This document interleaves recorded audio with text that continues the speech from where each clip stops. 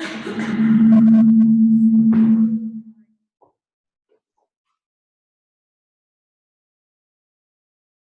should be okay now.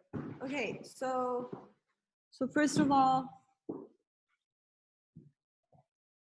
let's look at the JAX code for a little bit more. And I saw, yeah, some of the posts were really late, so I just got the chance to read them, but not in detail. So feel free to comment while we go through this. But I think overall, some questions that people are confused about is, first of all, how to do posterior predictive checks or any kind of posterior predictive. So that I think, I mean, I showed it in one round as how you can do it, but I think there's still some extra questions, so we can talk about that. But also just in general, say like setting up the model in the way that the textbook was doing. I think that was hard, like definitely not easy. So there are certain, like the particular code and PDF that I posted yesterday was based on, I think by the afternoon yesterday, whoever has posted. So I would like to go through that a little bit as well. But again, that was just my my understanding, and I think some of the questions on Moodle I'm not completely understanding. So feel free just to comment in class. But for this part, let's just spend about like 15 minutes to go through some of the mechanics. So later on, if you're given like a task of doing a hierarchical model with various model specifications, you're able to take off just by yourself. Okay. All right. So if you got the chance to read what I posted, you might notice that, let me share this first. Yeah. So how many of you have used R Markdown before? Most of you?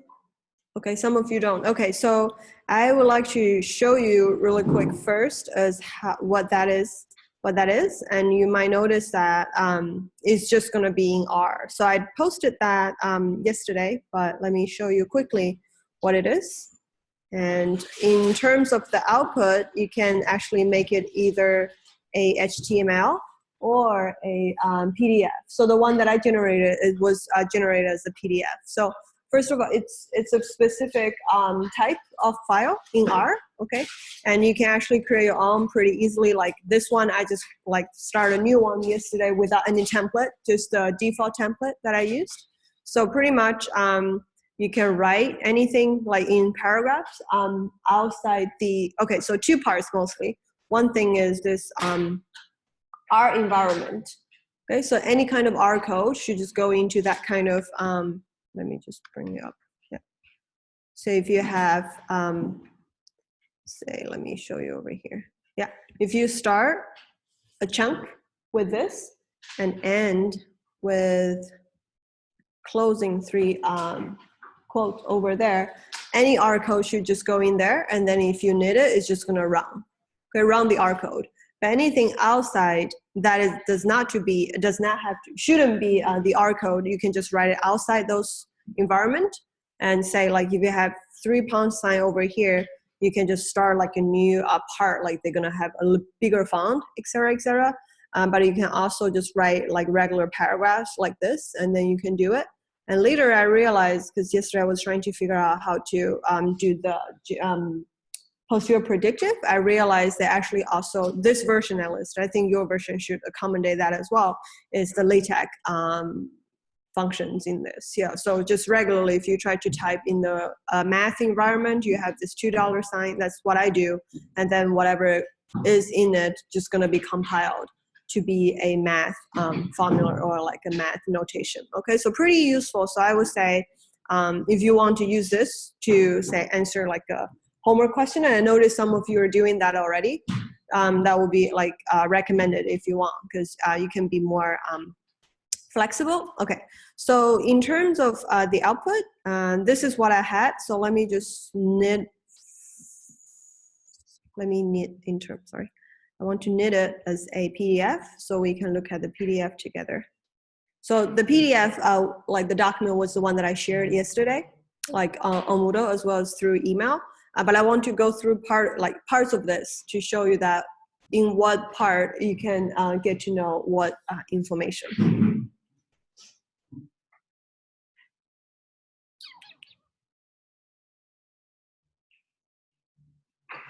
Okay, all right.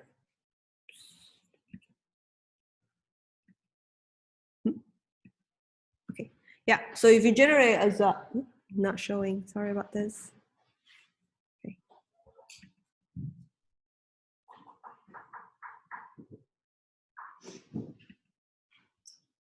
Okay, all right, so this will be the PDF file that if you generate in that way, but I just want to go through a part of it, not entirely, because you will get the chance to read it, but you see that anything that I put in the R document, like in the R environment, is just gonna run. But I do want to share like what are the parts that I put in this document so you can read through later. So the first one, I wrote it as part 1 to do only varying the means. So that was the basic model that we did. So you see that, so you see like the shaded gray, like the light gray in the back. I think that's the default when you're generated to be a PDF, and they're gonna show you that's what the R code was. So I was doing this in the R code, and I do want to share some of the stuff that I did. So first of all, I had a posterior sorry, not here. First here, I show some ways that you can do the MCMC diagnostics, because I noticed that, because the first part of the code that I shared, I just put like 5,000 over here, if you remember, and then just let iteration, like theme to be 1. So you just run it for 5,000 times. And I think that's the default that everybody had done.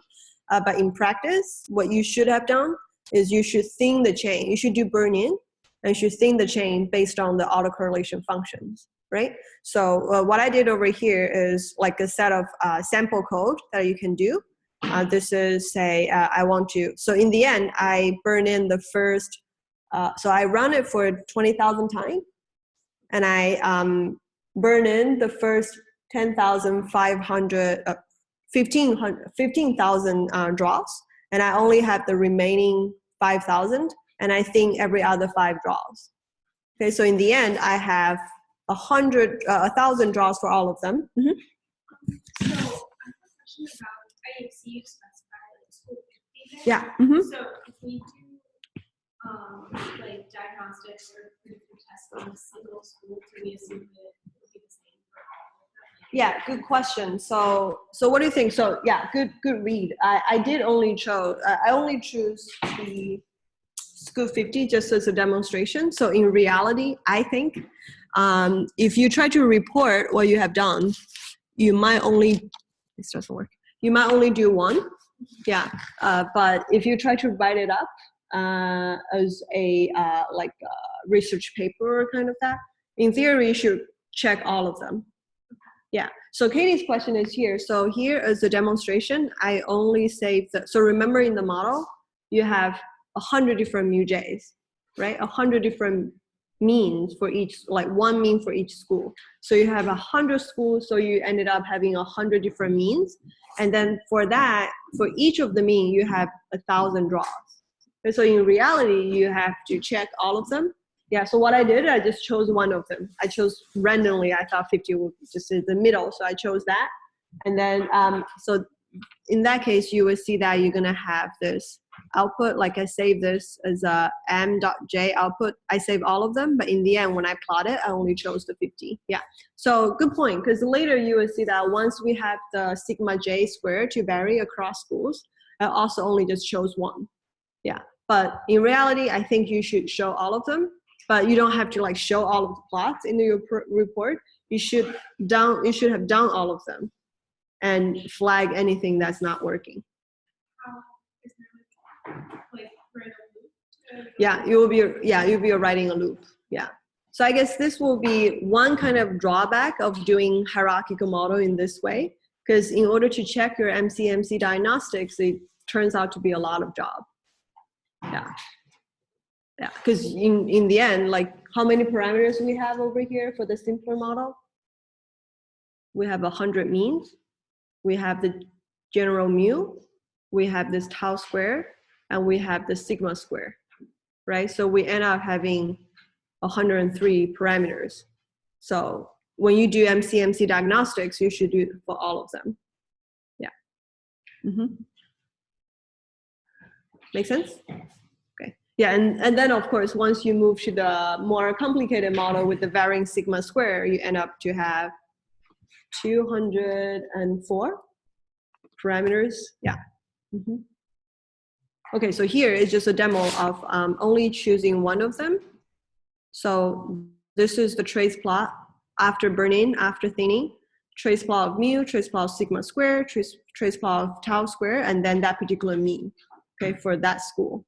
And then these are the autocorrelation functions of all of them. I chose thinning to be 5 because when I plotted the first time, I think some of them are a little bit too large. So all of this needs to be, like, say here, this is already after thinning. But before thinning, I think 1 or 2 lag was still a little bit high, above the range. So that's how you're going to make the decision. But as you can see, once you try to provide like a write-up, you just need to write one sentence about that. Like, I chose 5 because of this, but you don't have to show all of the procedures. Okay. Right, so there's this, and then I report all of the effective sample size. They look pretty good, pretty much meaning that because once I think, like, all of the draws are pretty much independent. Okay, so in the end, I only have 1,000 draws anyway, and some of the effective sample size, as you can see, for the first 3 are all 1,000, while the last one is a bit low, but that's mostly from the effective, from the autocorrelation function. And one more diagnostic I did is the GWIC. Okay, that's checking whether 2 parts of the chain, like it's doing 2-sided t-test. Okay, like the first 50% and the last 10% to see if there is a big difference between these two, if you remember. And the general rule of thumb is if you have any diagnostic test output to be more than, absolute value of it to be more than 2, that would be bad. Okay, that indicates that you should run it for a little bit longer or something. Yeah.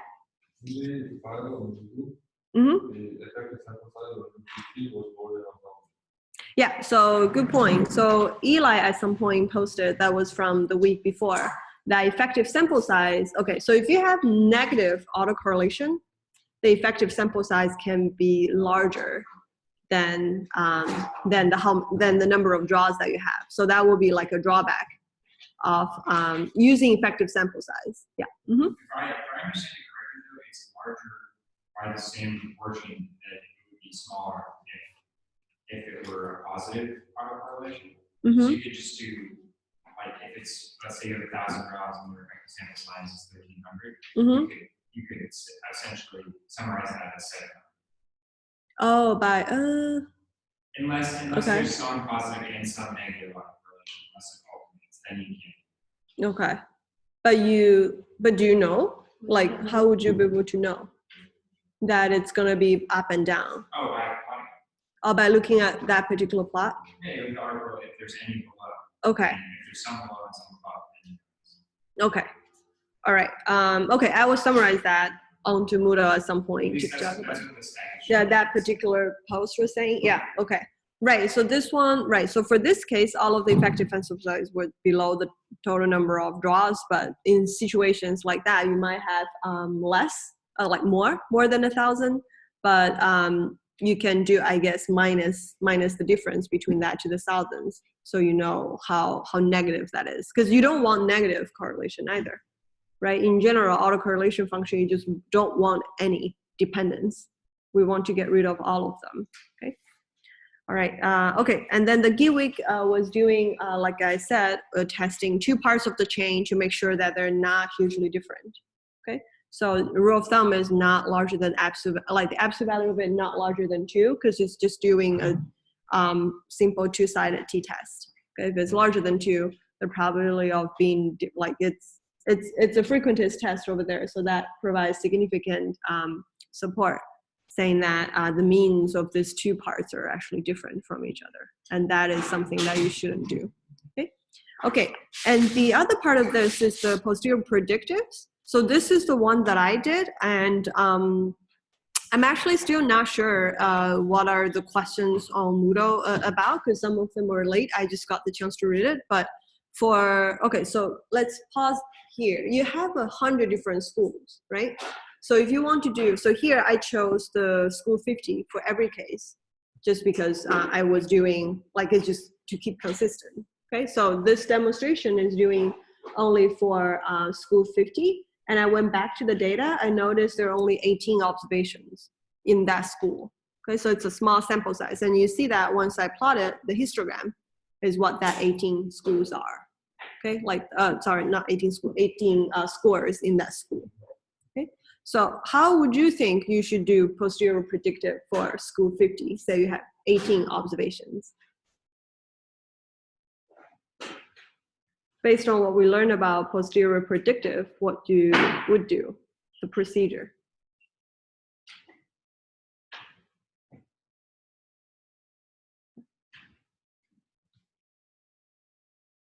Yeah, let's spend like maybe 1 minute. You can like just write it out, like draw like the general procedure, or you can talk to your neighbors. Because I think once we get that clear, maybe some of the questions about the mechanics can be solved. Yeah, because and you should just ask what was your problem back then when you were trying to do posterior predictive. Yeah, so please talk to your neighbors if you get the chance.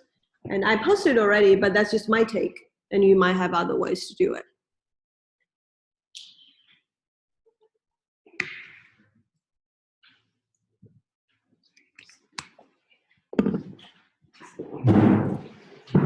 Just so you know, we have 1,000 draws for each parameter.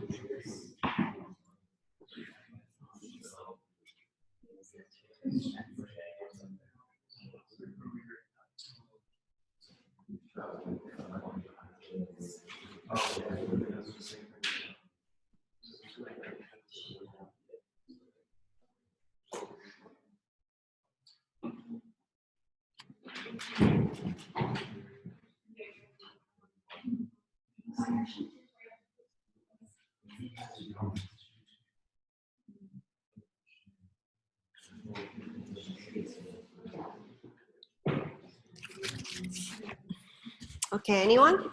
I will have to move this because I couldn't get the direction on my computer. And I think some of you did have questions back then on Moodle. So if you want to just share your concerns, that's fine as well.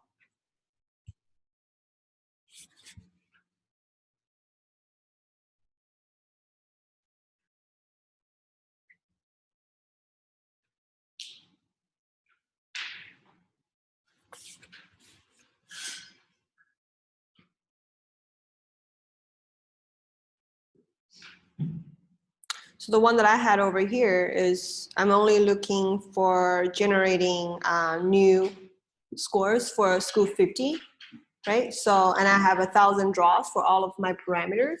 So what I should do is, okay, so first of all, I have, because I'm gonna do it for 1,000 times and each time using one set of parameter draws. So what I have is I initialize a new vector of length 1,000 and I loop. The way that I'm looping it is for each of the element in the new vector, I'm gonna make a random normal draw, just one. So it's R norm and 1 over here. And the mean, I need to get the mean of that school. Okay, so that's why you have M, like mu underscore 50, that's how I saved it. Because I'm trying to, so what are, the model itself is this, right? It's Yij given mu j and sigma square is a normal. with mean mu j and sigma square. So I need one draw for one mu j and one draw for sigma square. And I'm doing it in pair, right? So that's why I'm doing a one draw of the normal and mean to be the mean 50, like the 50th mean. And the square root, don't forget that for our norming R, you will have to get the square root of that, and it would just be the sigma square, the kth of that. Okay, and then after this, I will have 1,000 new draws. What I did is I do the histogram of the original 18 observations, and then I do a density plot on top of that. Okay.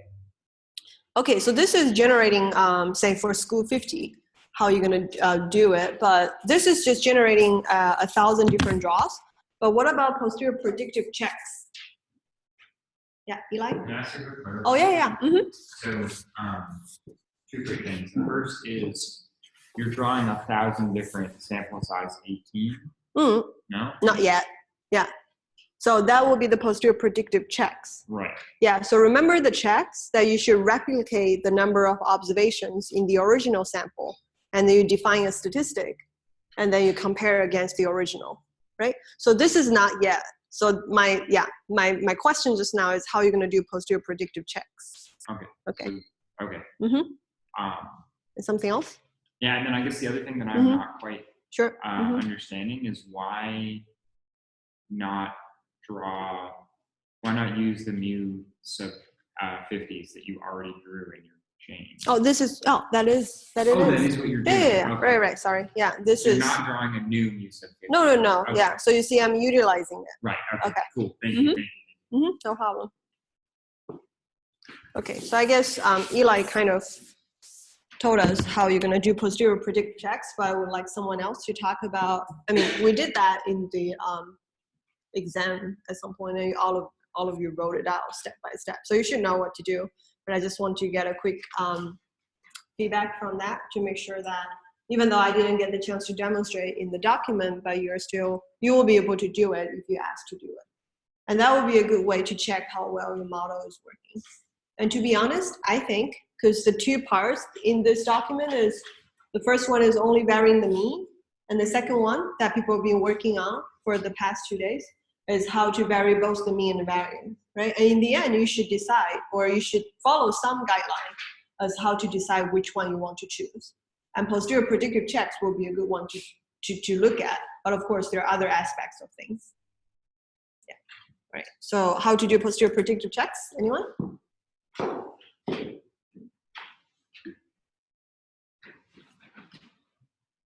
Or if you want to spend 1 minute to talk to a small group, that's fine as well. But just wish someone would like to volunteer so we can move on.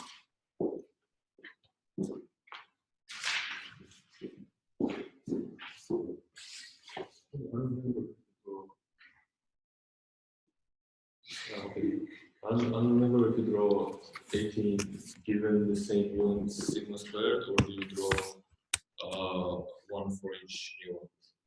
So I think we just change R1 to R1 18. What do you think? Yeah. So here the hierarchy makes it a little bit harder to think about things. But if you just like sit down and think, so the model itself is this, right? So now we're trying to, so we're not generating 1,000 anymore. So here, actually, your new whatever thing should be a matrix now, because you should do the whole thing for 1,000 times. But for each time, you're generating 18 observations in order to replicate what you had before, right? So here, say you do a matrix, it's going to be 18 by 1,000, and the loop that you do, just be careful, like what Nick was saying.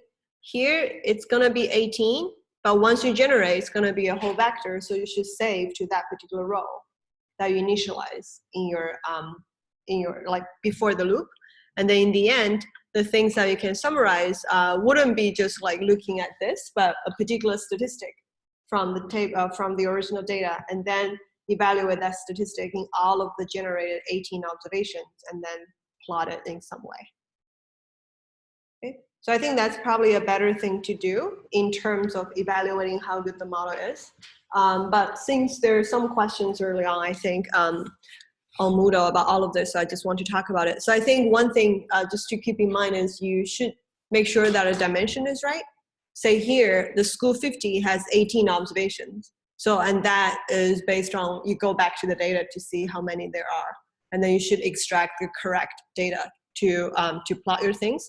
So for example, just show you what I did, the histogram that I did is I go back to my data and I'm extracting all of the math score where the school index is 50. Okay?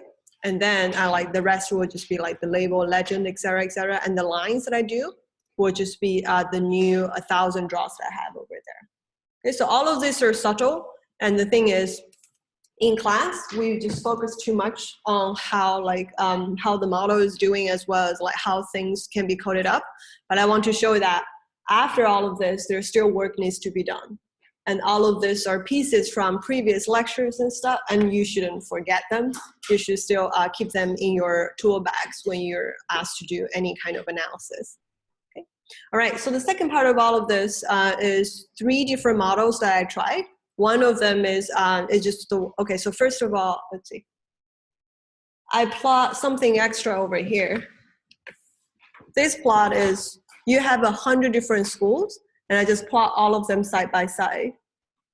And then I was trying to show that whether it makes sense to do varying sigma square as well. Okay, so this will be, I mean, I think in the correct order should be this, that instead of thinking, oh, I can just add one more layer of complexity of the model, you should think beforehand whether you should do that or not. And that one extra layer is telling telling your model to have a different sigma square for each school, right? That was the one that we're trying to figure out. So I plot this box plot. I don't think it's really helpful, so I plot something else. So this is, I wrote a loop and then try to compute the variance of each school and then plot it. One in the histogram, the other one is a box plot. Yeah, so you can see that the range of this, and I also provide the summary of all of this. So the minimum is about only 21, and the max is about 180, okay? And the median mean is about 82, 81, around that point. So at least from the data itself, I think it makes sense to have a different sigma square. Okay, so this will be an important step for you before you even decide to think all of that. Okay, all right, so I did that, and then the 3 parts over here are 3 different ways to model that sigma j square. So one thing that I did is the first part is the simplest, that I just fix the numbers. Okay, I fix the values of, so remember we're gonna put an inverse gamma for that prior, and then there's gonna be a new 0 and then sigma 0 square. So I put them just fixed numbers, and I did some analysis over this. And another one is based on what, let me see, over here. Yeah, based on a remote student, Becky, like she chose the Poisson for the new 0, because back in the textbook, they say that we should try to keep it whole number. Yeah, and then unfortunately, JAX does not support geometric, I think. That's what the textbook uses. So she ended up using a Poisson, and she played around. And I think she got like the rate to be about 7, and that would look similar to what the textbook is. So I don't know exactly what she did, but I tried to follow the same idea, and I tried to plot things like this. So these are the 4 plots that are shown on the textbook. Okay, so I provided the code over there. I don't think they look exactly the same, but this will be a good start for you to check how am I supposed to plot things like that. Okay, so these are the density plot of the mu, of the tau square, of the nu 0, and the sigma 0 square. Okay, and in particular, I'm plotting it. I was actually hoping to do a bar plot, but I didn't get the chance to figure it out because this is supposed to be an integer number, right? So it makes sense to do it either a histogram or bar plot, like just by each particular value instead of doing a density plot. Okay, and the last one is what Cheryl did. That was putting exponential for nu 0 and a gamma just as before. So these are the code, and in the end, I also plot things based on what the textbook has. And in this case, I was not plotting as a histogram or a bar plot because exponential is continuous. Okay, and then we were not saying that it can only be integer numbers. Okay, so I just want to show you, like, this is my take on this, but it's not finished, as you can see. You might want to do definitely more posterior predictive checks to make sure that to decide like which model will be better. But also just in terms of choosing between these two, I guess another, like, whether you should have a different sigma square j or just a unified sigma square. What else do you think you can do? I mean, I didn't include it over here. But comparing across all of the models, you can do posterior predictive checks, but what else you can do in order to see if you should have a varying sigma square? Let's see if posterior of the variance of sigma square is really low. That would be one way to do it, right? So back in the original, I guess in the first model, that when you don't have it, okay, so I guess, yeah, I only have the iteration. So this will be something you can look at, I guess, but probably not a trace plot in this way. So this was the first model where you only have one sigma square. And Nick's point is, once we run the chain, we can also see like whether the variance of that sigma square is large enough. So this will be something you can do, I guess. And then not trace plot, but probably some density plot of some sort. Okay. Anything else?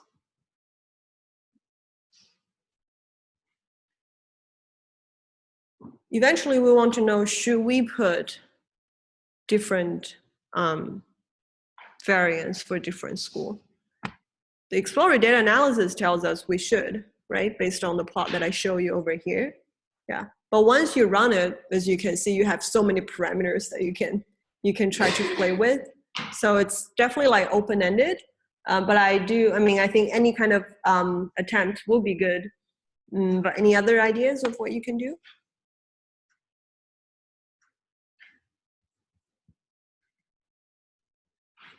So now in all of the models over here, you have 1,000 different sigma j square for each school. So for one school, you have 1,000 parameter draws for the variance. I think on the look, it compares the distribution of the posterior sigma j square with between the model with the varying variance and the model without, like with the constant. Right, so how do they compare that? So back then, in the without the varying variance case, you only have, so it's gonna be one sigma square, right? And then once you move to here, you're gonna have 100 different sigma square. Oh, it was a plot? Okay. Let me check. So Irene is saying that there was a plot in a textbook about it.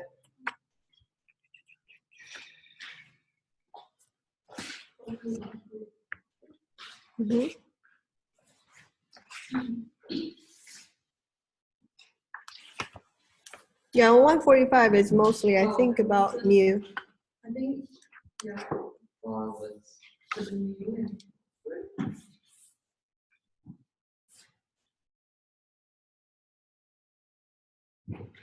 Okay, mu is the overall mean, and tau square is the variance of that.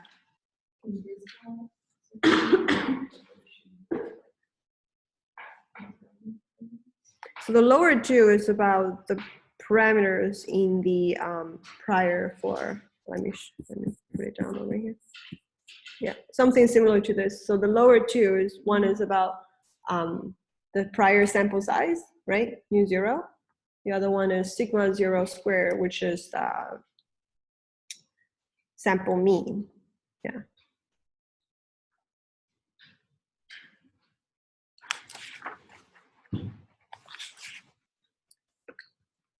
Okay, so all of this open-ended, and again, if you're moving away from the normal model, then the whole thing changed, and then you have to figure out other things. And I think some of you are doing project related to other type of priors or data model. I think all of those will be useful, but I just want to show you that just fitting the model, even though JAX is really helpful, but figuring out the code, that's not yet the end. It's probably far away from finishing actual analysis task.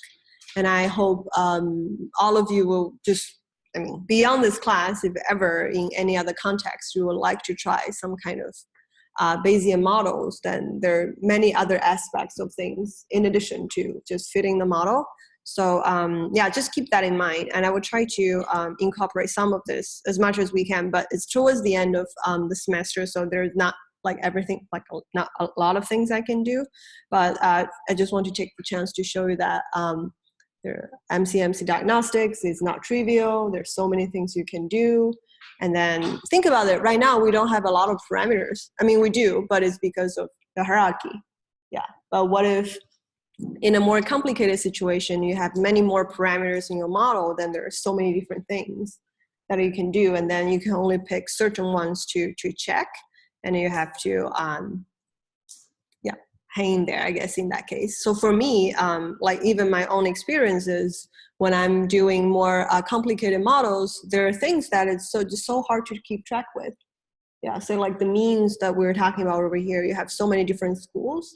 And then I think if you have started doing the homework question, like one of the other one is only 8 schools. So it's much smaller school size, like the number of schools. So in that case, it might be easier to do all of the diagnostics. But of course, a lot of times you want to analyze big data in the sense that you have a lot of observations and then you want to make analysis or make inference across different schools. So over there, there's some like tricky things that you have to pay attention to. Okay, all right, so this is that. And for the rest of this class, I would like to just keep talking about the normal model a little bit. So the normal model, the multivariate normal, I should say. Last time we started, and we pretty much covered most of the material actually, because the model itself is not that complicated.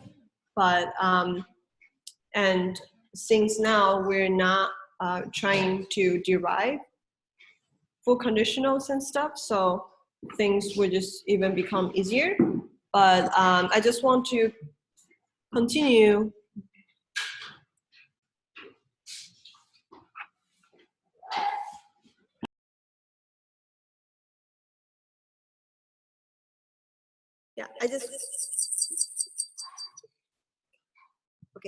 I just want to continue discussing some of the implications of the model, and then we can look at, so I did post some versions of the code, not the JAX, but the regular Gibbs on Moodle, so you'll be able to take a look at that as well.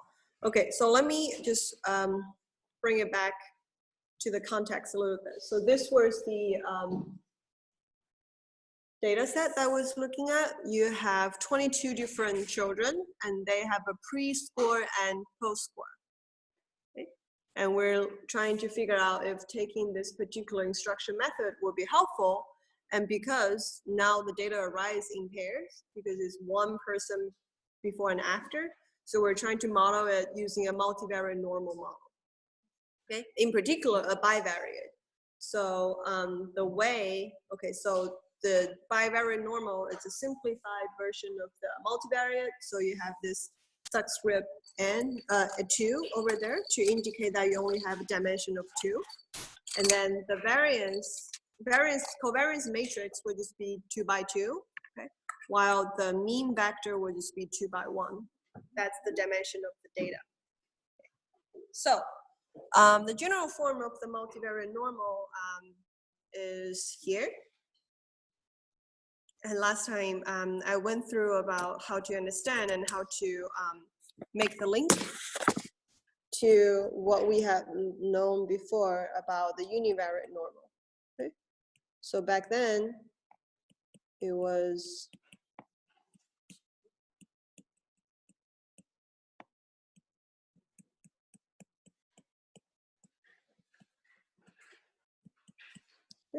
yeah.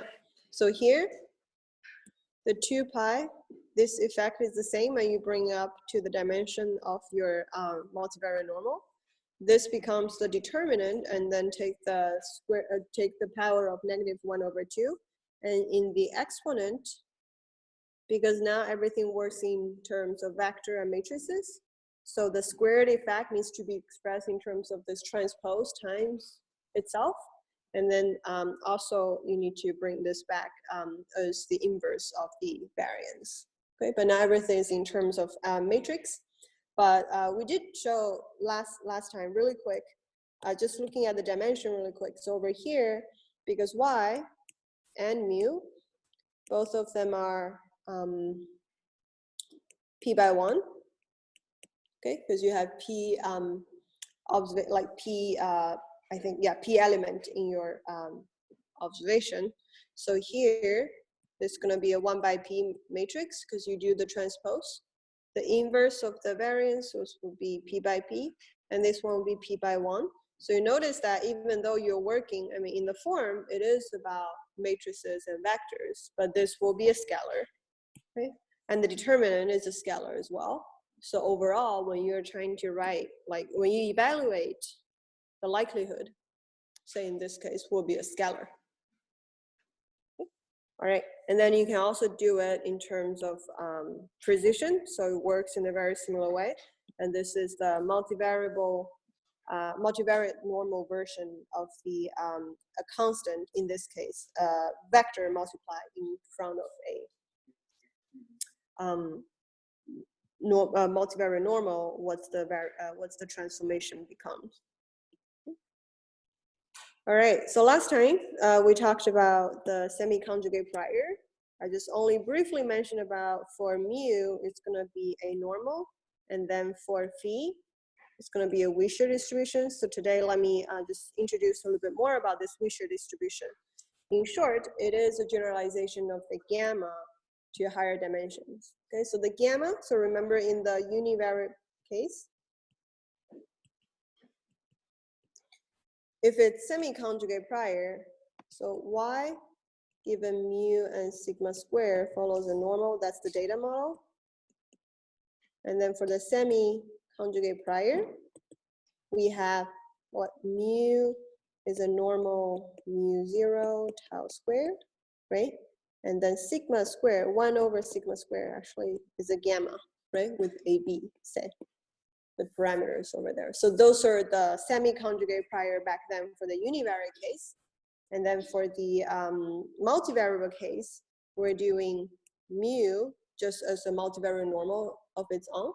Okay, you're gonna have a mean vector and the covariance matrix to be positive definite.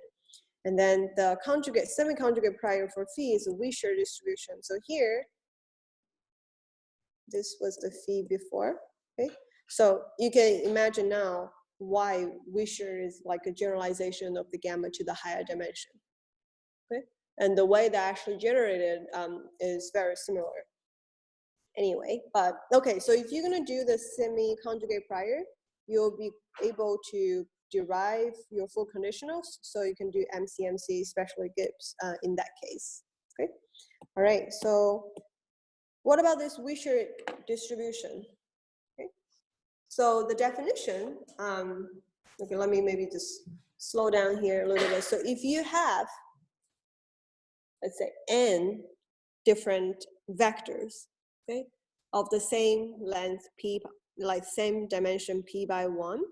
So here you can think of it as each of the xi being a p by 1 vector. It follows the same normal, multivariate normal with mean 0. And some covariance gamma over here. So now you have n different xi, right? And now the task is, if you put them, if you combine them together into a matrix, and then if you actually, so this is this x, okay? If you actually take the sum of squares for it, so because now it's a matrix, the way to do it, it's actually x transpose x over here. And it becomes actually doing all of each of them and sum them together. That will become a Wishart distribution. Okay, so that's the origin of a Wishart distribution. But I do want to bring your attention to the dimensions and all of the PDFs. Say, like the PDF here is complicated, as you can see. But I want to show you like the implication of why like this is maybe I shouldn't say why, like how this Wishart distribution is related to the sum of squares. Okay, so let's see this. P is the dimension, right? P is the dimension of the original vector that you have. So you have one parameter at least for the Wishart. You need to know what it is, and that's P. N is the number of observations that you start with. Okay, so that will be, say, here, because we have n different xi, and then this gamma is just how the x arises. Okay, gamma is the covariance matrix from the multivariate normal that each xi arises. Okay, so density of this looks pretty complicated, I agree, but things that needs to be taken care of is n, which is the number of observations that you arise this x.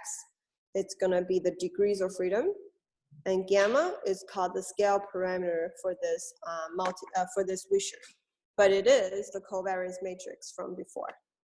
Okay, and very important, if you're gonna do P equals to 1, which is you generating scalar x, it's just gonna be a gamma distribution.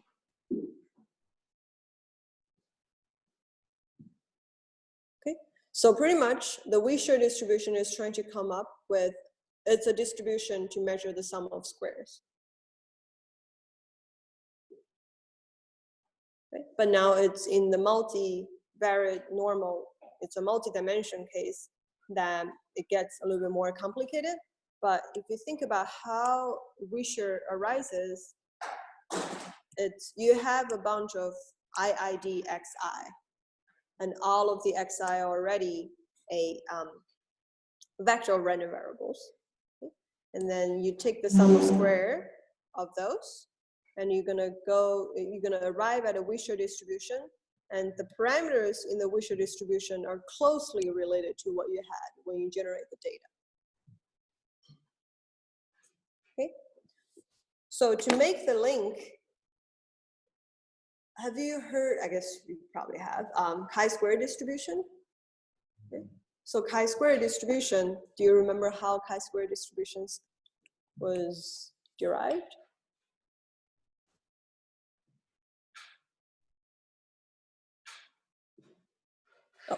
Oh no, okay. Oh yeah, go ahead, sorry, I wasn't, yeah.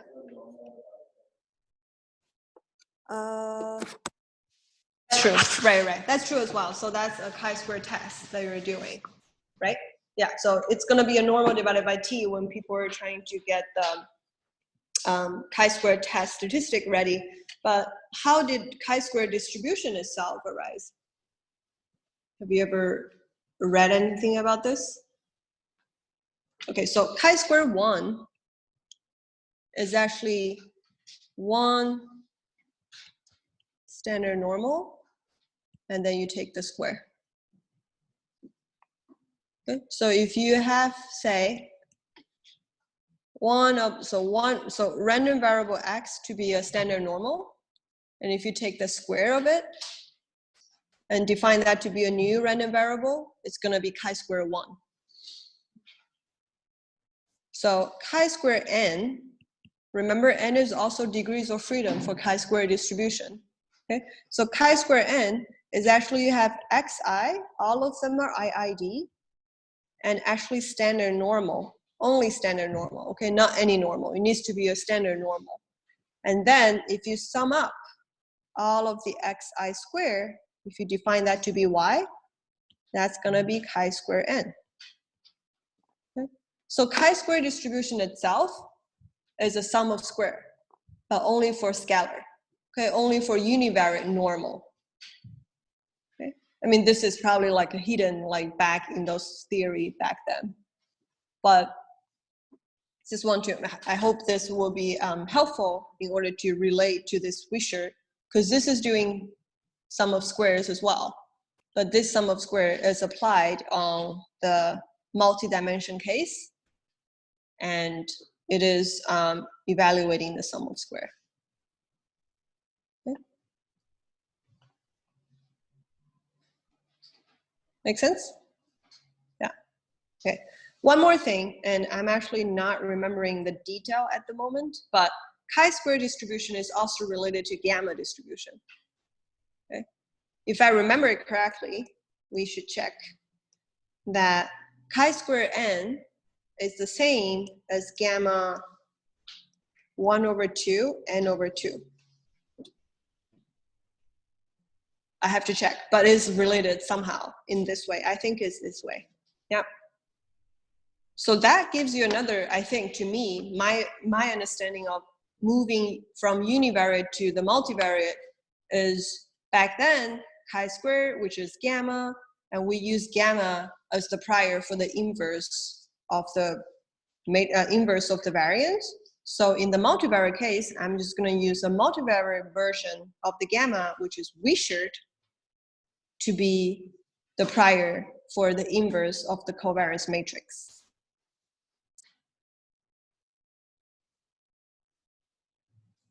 Make sense? Okay, so let me try to write that down. Oops. Okay, so univariate and multivariate normal. Okay, so what do we do? So back then, we use gamma for precision. Okay? So here it's just a scalar, right? It's just a 1/sigma square. Sorry, I should write over here. For phi, which is 1/sigma square. Okay, so now what we use Wishart for this capital phi, which is the inverse of the covariance matrix. Okay, so for the precision, that's what we do from the univariate to multivariate. Okay, you don't have to worry about like all of the details about the Wishart, but just I think it's beautiful in the way that back then we use gamma, which is related to chi-square. Okay, and chi-square is sum of squares of the data. Okay, and Wishart is also sum of squares, but it's sum of squares for the multivariable case. Okay, so to me, that's how, I mean, again, things, I mean, probabilistically, like all of the density works out anyway, but for me, even if I don't remember all of the detail about Wishart, I like to think through this chart in a way to feel comfortable that that's what we're using. Okay? Yeah, all right, so this is most what I want to talk about Wishart, and then of course, you can do inverse Wishart if you're working on the covariance matrix directly. So this will be some of how you do the inverse over here. Oops, sorry. It's here. But again, in terms of density, don't worry too much about it. We won't get the chance to derive all of them, but the textbook does talk about it. So if you're curious, you can do all of them. It's just a bunch of matrix algebra. Yeah, but not too bad. For me, a lot of times I think the other day some of you came to office hours asking about JAX and the homework as well. So like even now, I mean, even now I can start doing JAX. I still feel like it's more like a black box that you put everything in and you don't know what's gonna give it to you. You feel like confident that it's gonna be working in some way. But for me, if anything can be done in a Gibbs sampler, I would like to derive it and get the full conditionals and code it myself if possible. But of course, there are complicated cases that you won't be able to do. And for a lot of like practitioners with Bayesian methods, they don't even care. But for me, say, from my background as well, I feel much more comfortable knowing exactly what those distributions are. And then move forward based on my own derivation or following the derivation from either like text or papers, et cetera, et cetera. But again, because otherwise, if we keep doing that, then we won't be able to get to some more flexible and interesting models that you can do. So this will be, I guess, a limitation in terms of taking a course like this on the undergraduate level, as well as like being limited for only one semester to talk about all of this.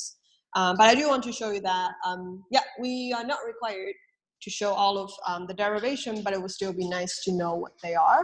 So that's where I stopped, I think, last time, about this too. Okay. So I do want to talk about this really briefly again, and maybe like let you two break into small groups as well, just to talk about the implication of all of these terms. I mean, this is from derivation, but this are very similar to what we have done for the univariate case. Okay, so like the variance, the precision, gonna be the sum of the, so the posterior precision is the sum of the prior precision and the sample precision. And then the posterior mean will be the weighted average of the prior mean and the sample mean. Okay? So you should be able to see that from here as well, especially for the mu. So let me, let's just break into small groups and talk about it for like a minute, just to think through what are those terms are. Say this are the truth, but what are the implications for the model that we're doing over here? In terms of the precision as well as the mean. Okay.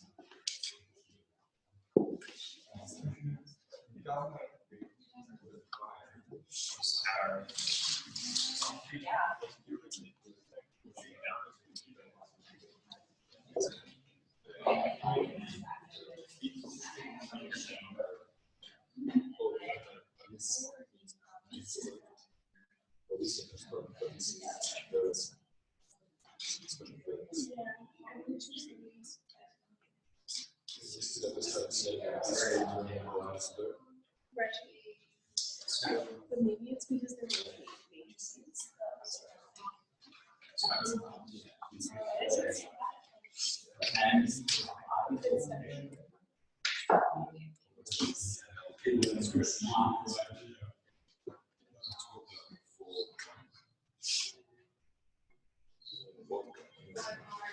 yeah.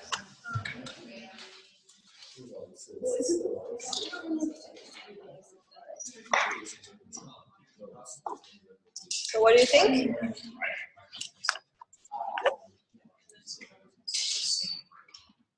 Are you able to convince yourself that that is the case, or you have other comments? But then on the bottom you have that it's the what's the second, that's all, so it's S naught, which is higher and the sum. Yeah, so the gamma zero inverse is from the prior. Okay. Yeah. So the gamma, I should say. Yeah, this is from the prior. And also this is from the prior. This is from the prior as well. Okay? And mu zero, of course. Okay. So comments or Or is it so all the lambda nuts are from the prior? Right? sorry, which one? All the lambda nuts, not just the Oh, this one is, what did I say? Did I say lambda? Sorry. Yeah, it is gamma, sorry. Yeah, the gamma, sorry. Wait, which one? No. Wait, I'm getting confused.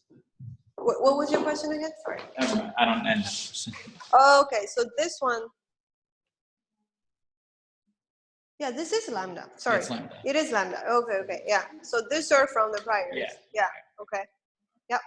So the prior, I think, was E mu0 and then, yeah. So these are the prior from the mean, and here these are from the priors for the precision. Okay. Right. So I guess, okay, so for the mu, the posterior of mu, full conditional for mu, first of all, you see that let me just clear things. Yeah. So first of all, this is the precision of in the full conditional, and it's the sum from the prior and the data, right? And down here, so usually you will have so imagine this was doing completing the square, right? Just like what we did before, but it was more complicated with multi-dimension. But this was from the leftover from the precision, and this will be once you do completing a square. This is sample mean and prior mean weighted based on their own precision. Okay, and similarly, you can see that for the Wishart, but because we are not trying to require too much of the Wishart understanding, so I won't. We won't go into detail over here. But overall, this was from the prior sample size, right? This is the data size, right? So here is the sum of these two, and down here, this is from the prior sum of squares, and this is from the data sum of squares. Okay, and these are all what it is. Okay, all right. So pretty much based on all of this, you see that if you start doing the semi-conjugate in the way that we just saw, you are guaranteed to get full conditional to be recognizable, right? For the mean, it's going to be a multivariate normal, and for the variance, it's going to be a covariance or precision matrix will be a Wishart. So now I just want to quickly show you. You don't have to go through the code now, but I want to show you what they are. And a particular package that you need to load, 2 packages actually, in order to do any kind of multivariate normal. Okay, so one of them is called MVT normal, that's just multivariate norm. Okay, you need that to sample new draws. Okay, and also MC pack later for summarizing the results. Okay, and you also need your coda as well. Okay, so first part was just reading the data and then setting up the parameters to reflect your prior belief. So this, I recommend you to read the book a little bit more. And then this is like starting so here everything now becomes a matrix, right? When you try to save all of the parameters, it's not a vector anymore. Okay? It should be matrix. Okay? Because your data, like your mean, mu, will be a p/1 matrix, and you're saving it for the number of iterations that you're doing, right? So et cetera over there, and then you initialize it as just from a random draw. Say this is a random multivariate normal draw. Okay, similarly, it works very similarly. You draw one of them, and you tell what the mean vector is, and you tell what the covariance matrix is. Okay? All right, so the Gibbs sampler, so all of this, you have update the mu based on the full conditional. Okay, so you have all of this sign. Don't forget to do multiplication of matrix in R. Okay, so this is what they are. And then once you get the covariance, you get the mean, you generate one draw, right? That's the general Gibbs sampler stuff that we have done. And down here, you update the phi. So this is from the sum of squares. And then T is like T parenthesis, the matrix will be doing transpose in R. Okay, and any kind of multiplication is to be this. And this solve is trying to do inverse. Okay, yeah, so those will be like the highlights I want to go over in class, but the rest should be very straightforward to do.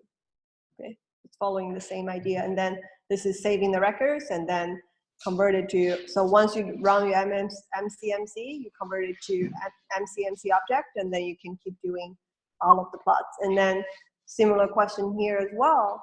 Now everything is in vector, right? How am I supposed to plot the trace plot? How am I supposed to figure out whether the covariance matrix converge or not? Right, so here just some demonstration. I mean, you can say like here is 2 by 1 because it's bivariate normal. So I can look at the first entry and plot all of them as a univariate, and the second entry plot all of them as univariate. Okay, yeah, and also that's for the mu. And then once you go to the phi, yeah, just so you know, like those are the things that might be more complicated because not everything is multi-dimensional. Because even earlier for the hierarchical modeling that we did, it's not that trivial, right? In order to evaluate convergence of your chain. Okay. So here, yeah, but the textbook does talk about some suggestions and ideas. So I think that would be a good place to look at as well. Okay, but the code is posted online, so should be good to go. And if you want, you should also try to come up with JAX code for this to make things even simpler, I guess. Okay. Right. So I guess the immediate extension of all of this will be doing a hierarchical modeling of multivariate normal.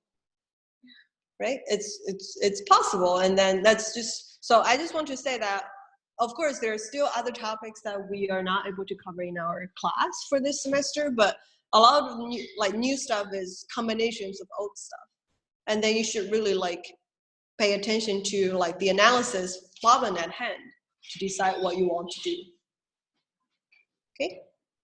All right, so we have a few minutes left, and I do want to bring up something extra, and then we're gonna call it a day. So just because we're going through a lot of the applications and examples, so I do want to get 2 extra things to do before towards the end. So let me show you, and we can start do it now. So if you go to Moodle, I posted 2 case studies over here.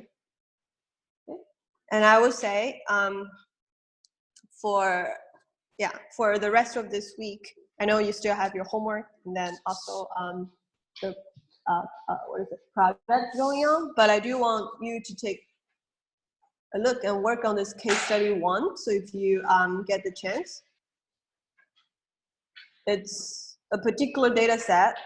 It's not certain what kind of model you should use, but I provide the data set and I post some questions that I thought might be interesting to answer.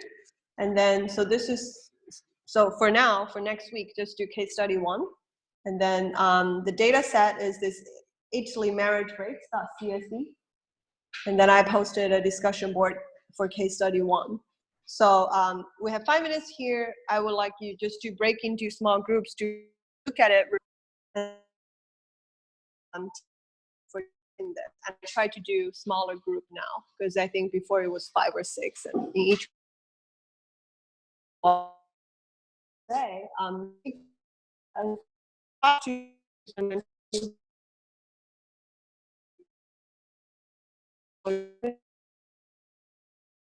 like just unsure what can be done.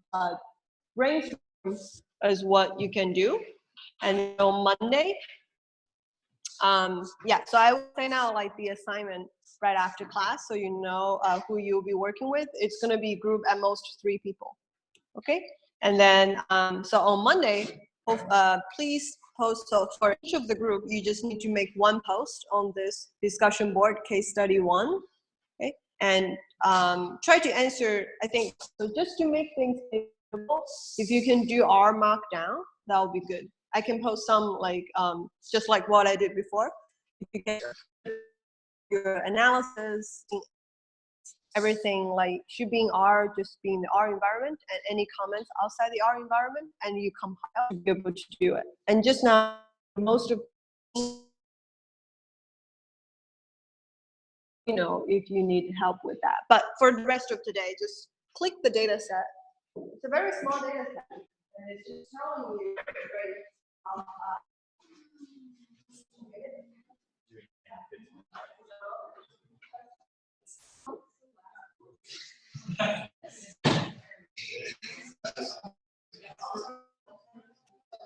yeah, sorry.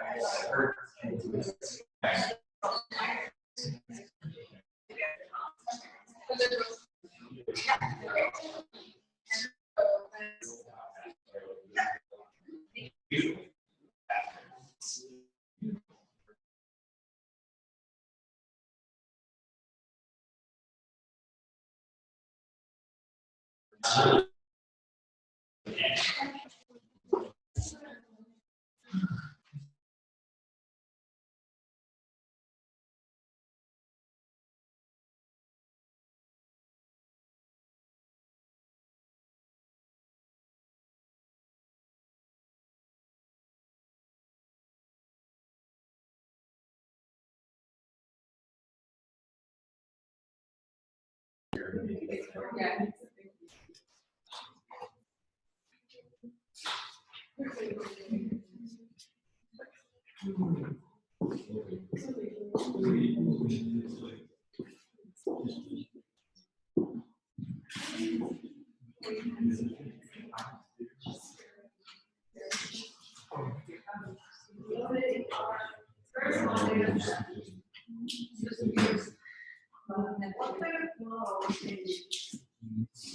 So there's no like fixed answer. You should try it.